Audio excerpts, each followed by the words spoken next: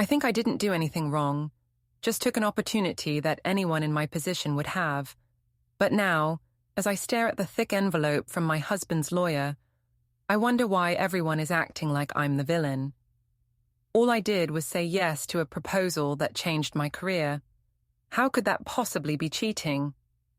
Morning light spilled through the blinds as I fastened the gold bracelet Leonard had given me. Doug stood at the counter, watching. "New jewelry?" he asked flatly. "This old thing?" I laughed, hiding the tremor in my voice. It wasn't old. Leonard had given it to me 3 weeks ago. I told myself I'd earned it. Senior project coordinator. Promotions came with perks. Doug only frowned. "You've been working late a lot." "Success requires sacrifice," I said, already glancing at my phone. Leonard's text read, "Looking forward to making it official tonight." At work, the whispers followed me, but Leonard's smile erased them all. Over champagne, he promised me a future, both professional and personal. I wanted to believe him. By the time I drove home, I was floating. But Doug was waiting in the kitchen, pale and silent. "How was your team dinner?" he asked. "Productive." He reached into my purse and pulled out the bracelet I thought I'd hidden. His thumb traced the engraving. To AV for New Beginnings. LR. New Beginnings? His tone was quiet, final. "It's a gift," I said, but even I didn't even sound convinced. For the first time, Doug didn't argue. He just looked at me, cold, calm, and certain, and I realized he'd already started planning the end. Before we dive deeper into this story, I have one small request. Please subscribe, drop a like, comment, and hit that hype button to boost this channel so more people can discover these incredible stories. Leonard's text came just as I was helping Maya with her homework. "Tonight's the night. Everything changes after dinner. Wear something memorable." My pulse quickened. This was the turning point, the start of my real life. "Mummy, you're not listening," Maya said softly, pencil in hand. "Sorry, sweetheart," I murmured, barely glancing at her worksheet. When Doug got home, I was already in the red dress Leonard loved. "Another team dinner?" he asked, voice tight. "Quarterly review," I said. He tried to stop me, asked me to look at him, to talk. "This isn't about work anymore," he said. "It's always about work," I snapped, brushing past him. At Chez Laurent, Leonard greeted me like I was already his partner. Champagne, candlelight, promises of power. "Tomorrow changes everything," he whispered after kissing me goodnight. I drove home glowing, until I saw Doug waiting in the dark. "How was your team dinner?" he asked quietly. Then he showed me his phone. A photo of Leonard and me at dinner, our hands touching, the caption suggesting more than business. "I can explain," I said, but my excuses collapsed in the silence. Doug only nodded, his expression hollow. "Maya drew a picture today," he said. "There's another man in it, the one who makes Mummy smile differently." I stood frozen as he walked upstairs, leaving me alone in the dark, realizing that tomorrow might change everything, but not the way I'd imagined. The announcement came at 10 a.m. sharp, during Meridian's monthly board meeting. I wasn't present. Leonard said it would be more professional if he presented my promotion as a fait accompli, rather than having me there to field questions. But word spread through the office like wildfire. Senior Vice President of Strategic Development, Sarah from accounting whispered to Jennifer from claims as I walked past their cubicles. "That's a $60,000 jump minimum." "In 6 months," Jennifer whispered back. "From project coordinator to SVP in 6 months." I kept my head high, my smile confident. Let them whisper. Success always bred resentment among the mediocre, but by lunch, the whispers had taken on a different tone. "Never even finished her MBA. Henderson's been here 12 years and never made VP. Awfully convenient timing with Rose's divorce." I was heating my salad in the break room when Marcus Henderson cornered me. At 55, he'd been passed over for promotion so many times he'd developed a permanent bitter expression. Congratulations, Araminta, he said, his tone suggesting anything but congratulation. Hell of a meteoric rise. Thank you, Marcus. Hard work pays off. Hard work. He nodded slowly. Is that what we're calling it? I'm not sure what you're implying. I'm not implying anything. I'm stating facts. Ro's been here 8 years, and in that time, exactly 0 people have jumped from coordinator to VP, until now. Other employees had gathered in the break room, pretending to focus on their lunches while obviously listening to our conversation. Maybe that says more about the quality of previous candidates than about current opportunities, I replied smoothly. Marcus's face reddened. I've got an MBA from Northwestern and 15 years of experience. What do you have that I don't? The question hung in the air like a challenge. I felt every eye in the room on me, waiting for my response. Vision, I said finally, and the ability to execute on that vision. Some people are content to maintain the status quo. Others are built to lead transformation. I left the break room with my head high, but I could feel the stares following me.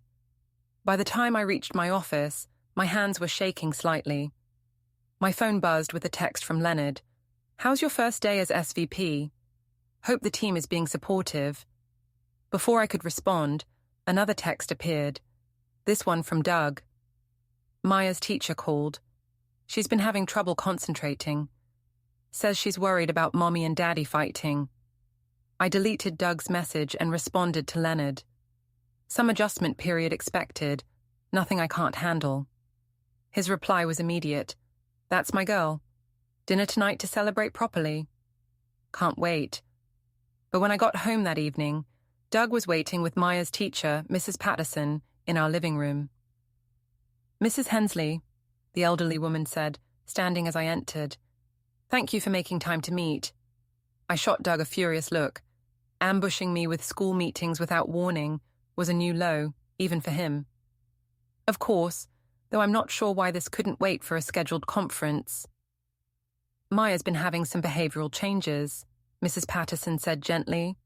She's been withdrawn in class, having trouble with focus. Yesterday she started crying during math and said she was worried her family was breaking apart. The words hit me like a slap.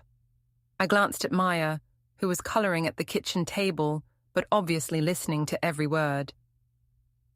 Maya's just adjusting to some changes in our routine, I said carefully. I've recently received a significant promotion at work. Congratulations, Mrs. Patterson said, though her tone suggested she wasn't sure congratulations were in order. Change can be difficult for children, even positive change. Maya mentioned that you've been working late most nights. Success requires sacrifice. Maya will understand that when she's older. Doug made a sound that might have been a laugh or a snort. Mrs. Patterson glanced between us, clearly sensing the tension. Perhaps we could discuss ways to maintain stability for Maya during this transition period, she suggested diplomatically.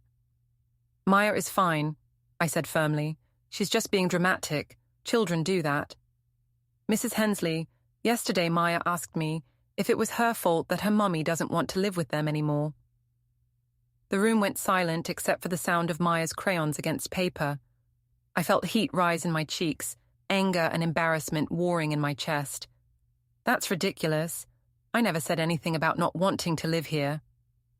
Children are very perceptive, Mrs. Patterson said gently. They pick up on emotional undercurrents that adults think they're hiding. After she left, Doug and I stood in the living room, while Maya continued coloring, the silence stretching between us like a chasm.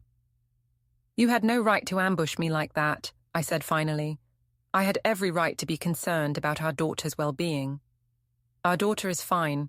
You're the one filling her head with anxiety. I'm filling her head with anxiety. Doug's voice rose slightly. Then he caught himself, glancing toward Maya. I'm not the one coming home at midnight smelling like another man's cologne. That's work, Doug. Important work that you clearly don't understand. Show me. What? Show me the work.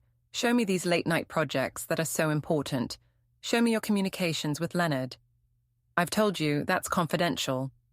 Bullshit. The profanity was so unlike Doug that I actually stepped back. You want to know what's not confidential? The fact that Leonard Rowe's divorce was finalized last month. The fact that he's been seen around town with a mysterious brunette. The fact that Henderson filed a complaint with HR about favoritism and inappropriate workplace relationships. My blood ran cold. Henderson is just bitter about being passed over again. Is he? Because according to Claire, who heard it from her friend who works in HR at Meridian, there's going to be an investigation. Claire needs to mind her own business. Claire is worried about her brother and her niece. We all are. I looked around our living room, the family photos on the mantel, Maya's artwork covering the refrigerator, the comfortable furniture we'd saved up to buy. It all felt small suddenly, cramped and limiting. Maybe you should be worried about yourselves instead of judging me for having ambition. Ambition. Doug repeated the word like it tasted bad. Is that what Leonard calls it? Don't be crude. I'm being honest. Something you seem to have forgotten how to do. I grabbed my purse and keys. I don't have to listen to this. Where are you going? Out, away from your accusations and paranoia. Mummy? Maya's small voice stopped me at the door. She was standing in the kitchen doorway, her coloring book clutched against her chest. Are you leaving us? The question broke something inside me, but I couldn't let it show. Not now, when everything I'd worked for was so close. Mummy's just going for a drive, sweetheart. I'll be back. But as I drove aimlessly through our suburban neighborhood, past the identical houses with their perfect lawns and minivans, I wondered if that was true. Did I want to come back to this life of small concerns and smaller dreams? My phone rang. Leonard's name on the display. Hello, beautiful. How was your day? Challenging. There's been some pushback about my promotion. Jealousy is the price of success. Don't let small minds drag you down to their level. It's not just work. Doug is becoming impossible. He's suspicious, controlling. He's even got Maya's teacher involved, trying to make me look like a bad mother. You're not a bad mother. You're a woman with vision, with drive. Some people can't handle that. I know, it's just difficult. Change is always difficult. But we're building something extraordinary together, Araminta. Don't let anyone make you doubt that. After we hung up, I sat in my car outside a coffee shop downtown, watching people hurry past on the sidewalk. Everyone looked so purposeful, so sure of their destinations. When I finally returned home, the house was quiet. Doug was in his study grading papers, and Maya was presumably asleep. I climbed the stairs quietly, but Doug's voice stopped me in the hallway. Araminta. I paused at his study door. He was sitting at his desk, surrounded by stacks of tests and lesson plans, looking older than his 36 years. We can't keep doing this, he said without looking up. Doing what? Pretending, living like strangers in the same house. Maya deserves better. Maya deserves a mother who's building a successful future. Maya deserves a mother who comes home for dinner, who helps with homework, who doesn't disappear for hours without explanation. I'm doing this for our family. Doug finally looked at me, and I saw something in his eyes that made my stomach clench. Not anger or jealousy, but pity. No, Araminta, you're doing this for you. And that's fine. That's your choice. But don't pretend it's for us. I wanted to argue, to defend myself, but the words wouldn't come. Instead, I went to our bedroom and closed the door, shutting out Doug's disappointed silence, and the sound of Maya talking in her sleep down the hall. Tomorrow, I decided, I would talk to Leonard about accelerating our timeline. This liminal space between my old life and my new one was becoming unbearable. It was time to make a clean break. The family dinner was supposed to be a celebration. Doug's parents were visiting for the weekend, and his sister Claire had driven up from the city with her husband and kids. Maya had been excited all week, planning games and showing off her latest school projects. I'd hoped to use the gathering to present a united front, to show Doug's family that despite whatever rumors they might have heard, we were solid, successful, thriving. Instead, it became the night everything fell apart. Eleanor Hensley had never liked me. That much had been clear from the day Doug brought me home 8 years ago. She thought her precious son could do better than a girl from the wrong side of town, with big dreams and bigger ambitions. Tonight, her disapproval radiated across the dinner table like heat from a furnace. "So, Araminta," she said, cutting her roast beef with surgical precision, "Doug tells us you've received quite the promotion at work." "Yes, Senior Vice President of Strategic Development. It's a significant advancement." "How wonderful. And so quickly, too. You've only been with the company, 2 years?" 26 months, but when you demonstrate value, good companies recognize it. Claire exchanged a look with her husband that I pretended not to notice. Their twins, Maya's cousins, were chattering about school while Maya sat quietly, picking at her food. "And your new boss?" Eleanor continued. "Mr. Rowe, is it? Doug mentioned he's recently divorced." The question was loaded with implication, but I kept my voice steady. "Leonard is a visionary leader. His personal life has no bearing on his professional judgment." "Leonard," Eleanor repeated as if tasting the name.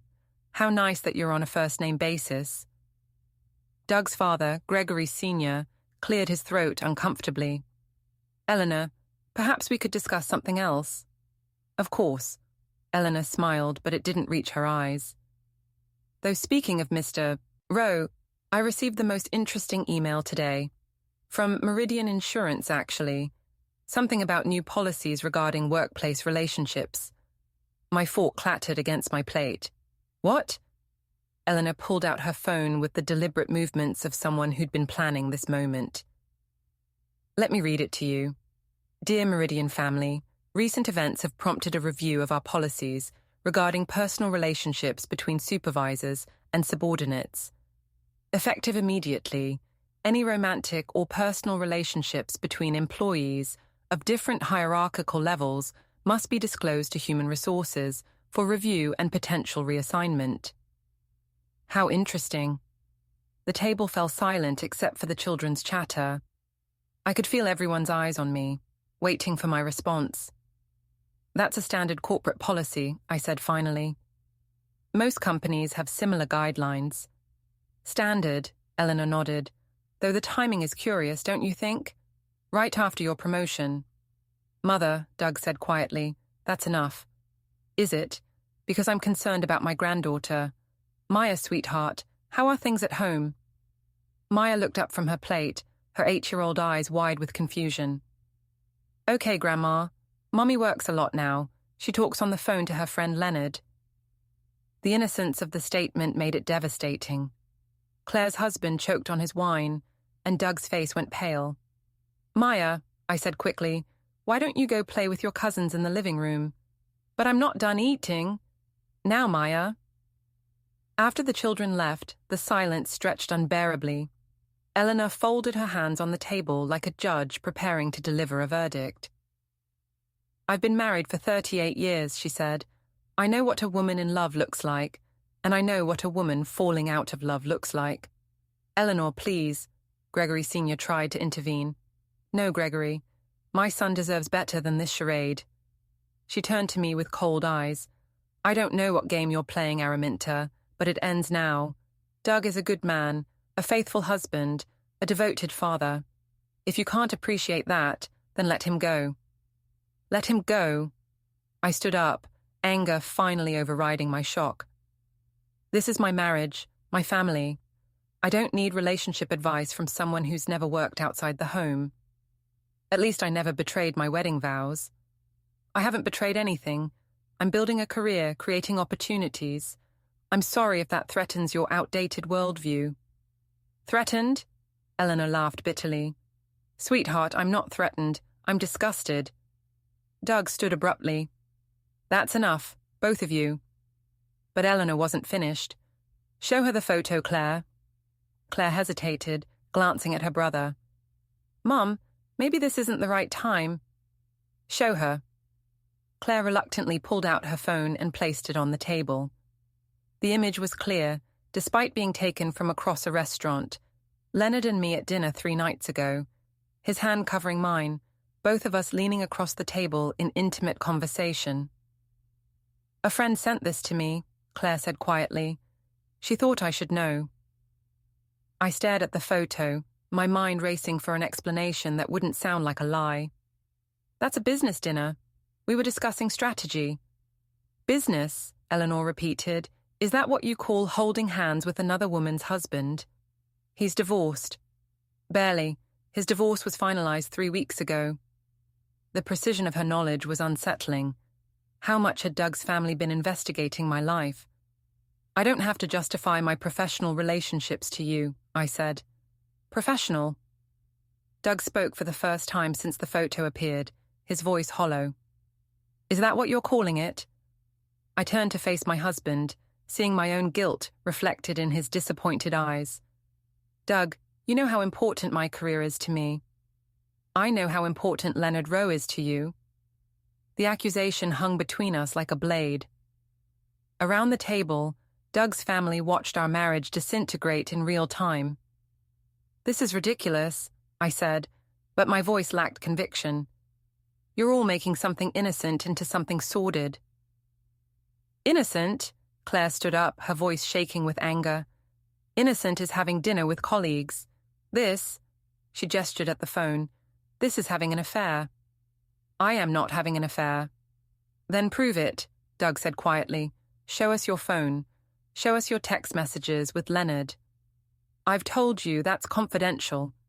"Bullshit," Claire exploded. "Stop hiding behind corporate confidentiality and show us the truth."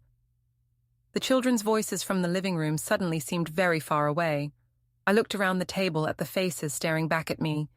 Eleanor's cold judgment, Claire's protective fury, Gregory Sr.'s uncomfortable disappointment, and Doug's quiet devastation. "I don't have to prove anything to any of you," I said finally. Doug nodded slowly, as if I'd confirmed something he'd already suspected. "No, you don't. But the fact that you won't tells us everything we need to know." He stood and walked toward the living room. "Maya, come here, sweetheart." Our daughter appeared in the doorway, still clutching one of her cousin's toys. "Yes, Daddy?" "Get your overnight bag. You're going to stay at Grandma and Grandpa's hotel tonight." "Why?" Doug glanced at me, then back at Maya. "Mommy and Daddy need to have a grown-up conversation." After Doug's family left with Maya, the house felt cavernous and cold. I stood in the kitchen, mechanically loading the dishwasher, while Doug sat at the table, staring at Claire's phone, and the damning photo still displayed on the screen. "How long?" he asked finally. "How long what?" "How long have you been in love with him?" The question was so direct, so honest, that it caught me off guard. I could have lied, could have continued the charade, but something in Doug's voice, resignation rather than anger, made deception seem pointless. "I'm not in love with him," I said. "I'm in love with the life he's offering." Doug looked up at me, and I saw something break behind his eyes. "And what about the life we built together?" I gestured around our modest kitchen, with its worn countertops and outdated appliances. "This isn't enough anymore, Doug. I want more. More than a husband who loves you, more than a daughter who adores you. More than being trapped in suburban mediocrity for the rest of my life." The words came out harsher than I intended, but they were true. I was 32 years old, and I could see my entire future stretching ahead. PTA meetings and soccer games and family vacations to the same lake house year after year until I died of boredom. Doug stood slowly, moving like an old man despite being only 36. "I'm going to pack a bag." "Where are you going?" "To my parents' hotel. I need time to think." "Doug, wait." "No, Araminta, I'm done waiting. I'm done pretending this marriage isn't over. I'm done watching you choose him over us every single day." He paused at the kitchen doorway. "When I come back tomorrow, I want you to be ready to tell me the truth. All of it. And then we'll figure out how to tell Maya that her family is breaking apart." After he left, I sat alone in our kitchen, surrounded by the detritus of family dinner. Dirty dishes, leftover food, the lingering scent of Eleanor's disapproving perfume. My phone buzzed with a text from Leonard. "How was dinner with the in-laws?" I stared at the message for a long time before responding. Complicated. We need to talk. Tomorrow. My place. We'll figure everything out. I turned off the lights and went upstairs to our bedroom. My bedroom now, I supposed. Doug's pillow still smelled like his shampoo, and his reading glasses were folded neatly on the nightstand next to a book about the Civil War. Such small things, such ordinary domestic details of a life I was ready to leave behind. So why did looking at them make me feel like I was drowning? Doug returned the next morning with a manila folder and a man I'd never seen before, mid-40s, expensive suit, briefcase that screamed attorney. Araminta, Doug said, his voice carefully neutral. This is David Chen, my lawyer. The words hit me like ice water. Your lawyer? Please sit down, Mr. Chen said, gesturing toward our dining room table. We have some things to discuss. I remained standing, my arms crossed defensively. I don't have to discuss anything with you. This is my house. Actually, Mr. Chen said, consulting his notes, this house is jointly owned by you and your husband, as are most of your assets, according to the financial documents Mr. Hensley provided. Doug sat across from me, that manila folder positioned carefully in front of him. He looked different, older, more serious, like he'd shed some essential part of himself overnight. What is this about? I demanded. This is about our marriage, Doug said quietly, and about the choices you've made. Mr. Chen opened his briefcase and withdrew a thick stack of papers. Mrs. Hensley, we're here to discuss the dissolution of your marriage and the custody arrangements for your daughter. Custody arrangements? My voice rose an octave. You can't be serious. I'm completely serious, Doug said. Maya needs stability, and you've made it clear that stability isn't your priority. My priority is building a successful future for our family. Your priority is Leonard Rowe, Doug said, opening the manila folder, and I can prove it. He slid a photograph across the table. Leonard and me leaving Chez Laurent 3 nights ago, his hand on my back, both of us laughing at something he'd whispered in my ear. This was taken by a private investigator, Mr. Chen explained. Mr. Hensley hired him 2 weeks ago when your behavior became concerning. You had me followed. I was genuinely shocked. Doug had always been trusting, almost naive. The idea of him hiring a private investigator seemed impossible. I had my wife followed, Doug corrected, because my wife started coming home at midnight smelling like another man's cologne, because my wife stopped wearing her wedding ring, because my wife started treating her family like an inconvenience. I looked down at my left hand automatically. When had I stopped wearing my ring? I couldn't even remember. Doug slid another photograph across the table. This one showed Leonard and me in the parking lot outside his apartment building, locked in an embrace that was unmistakably intimate. That was taken last Thursday, Mr. Chen said, the same night you told your husband you were working late on the Peterson account. My mouth went dry. That's not... We were just... Just what? Doug's voice was still calm, but I could hear the pain underneath. Just saying goodbye after another business meeting. He slid more photographs across the table. Leonard and me at various restaurants, walking together downtown, sitting in his car outside my office building. The evidence was overwhelming, undeniable. These could be innocent, I said weakly. Doug laughed, but there was no humor in it. Could they? What about these? The next set of documents weren't photographs. They were printouts of text messages, my text messages with Leonard, somehow obtained and compiled into a devastating chronology of our relationship. L. Can't wait to see you tonight. I've been thinking about you all day. A. Me too. Doug's working late, so I can stay until midnight. L. Perfect. I have something special planned for us. A. I love how you make me feel like the woman I'm meant to be. How did you get these? I whispered. Phone records, Mr. Chen said matter-of-factly. Your husband has access to the family phone plan. The content of these messages suggests a relationship that goes far beyond professional mentorship. Doug slid another document across the table. bank statements showing deposits into my personal account from Leonard's personal account, not the company. $3,000 last month, Doug said. $5,000 the month before. What were these payments for, Araminta? Consulting fees. Private consulting work I did for Leonard. What kind of consulting? I couldn't answer because there hadn't been any consulting. The money had been gifts, for clothes, for jewelry, for the lifestyle Leonard wanted me to maintain as his partner. Let me read you one more message, Doug said, his voice steady despite the devastation in his eyes. L, when we announce our engagement next month, everything will be perfect. A, I can't wait to start our real life together. The room went silent except for the ticking of our kitchen clock. I stared at the printout scattered across our dining room table, evidence of choices I'd made, words I'd written, a relationship I'd built while my marriage crumbled around me. Engagement? Doug's voice finally cracked. You're engaged to him. It's not official. You're engaged to another man while you're still married to me.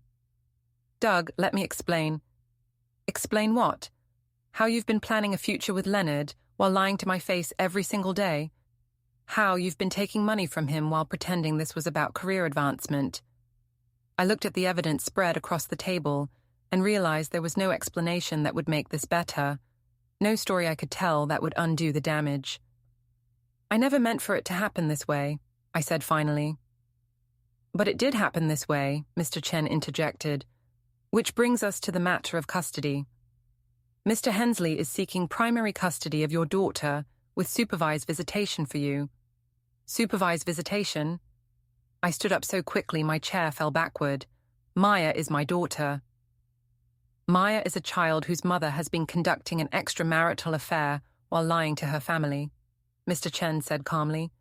A child whose mother has been accepting money from her lover while claiming it was legitimate work. A child whose mother has been planning to abandon her family for another man. I wasn't abandoning anyone. I was trying to build a better life. For who? Doug stood up, his composure finally cracking.